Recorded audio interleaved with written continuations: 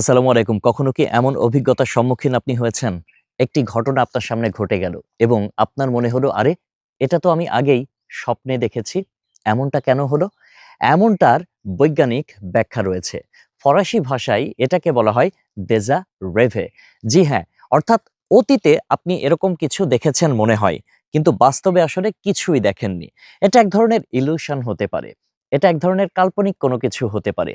আমাদের মাথায় অনেক কিছুই ঘুরপাক খায় এবং যখন তাৎক্ষণিক কোনো কিছু ঘটে যায়, সেই ঘটনাটাকে আমাদের মস্তিষ্ক মনে করে বা আমরা মনে করি যে এটা আগেই ঘটে গিয়েছে। ব্যাপারটা আগে কখনো কোনোদিন ঘটেনি। শুধুমাত্র এটা আমাদের বিভ্রম হতে পারে।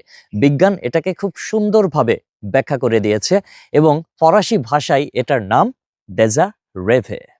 তাই এই ব্যাপারটা নিয়ে যারা চিন্তিত, আজ থেকে চিন্তার কোনো কারণ নেই। আপনাদেরকে ব্যাখ্যাটা জানিয়ে দিলাম। এরকম ঘটনা আমার সাথেও ঘটেছে এবং প্রত্যেকের সাথেই এই ঘটনাটা ঘটে থাকে যে মনে হয় এটা আমি আগেই দেখেছি, স্বপ্নে দেখেছি।